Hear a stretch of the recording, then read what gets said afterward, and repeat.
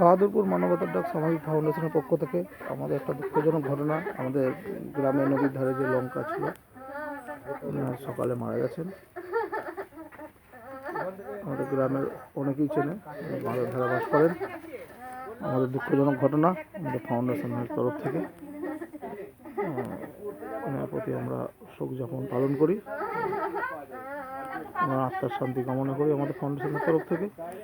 তো আমাদের ফাউন্ডেশনের তরফ থেকে ওনার সৎ কাজের জন্য একটু আমরা আর্থিক সহযোগিতা দেওয়া হচ্ছে ওনার সৎ কাজ করার জন্য। বাহাদুরপুর মানবতার ডাক সামাজিক ফাউন্ডেশনের পক্ষ থেকে ওনার দাদার হাতে আমাদের সহসভাপতি কিছু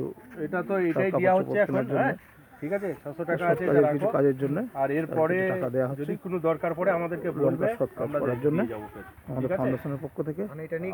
এখন এটা নিয়ে আপাতত কাজটা চালাও। সকলে ভালো থাকুন, সুস্থ থাকুন, সৎসাধ্যটা হয়ে যায়, যা আছে তোমাদের সিস্টেমটা সকলের সাথে আছি, হয়ে যায়। আমাদের ফাউন্ডেশনের পরে এবার যখন পয়সার দরকার পড়বে তখন বলবে আমাদের পক্ষ থেকে।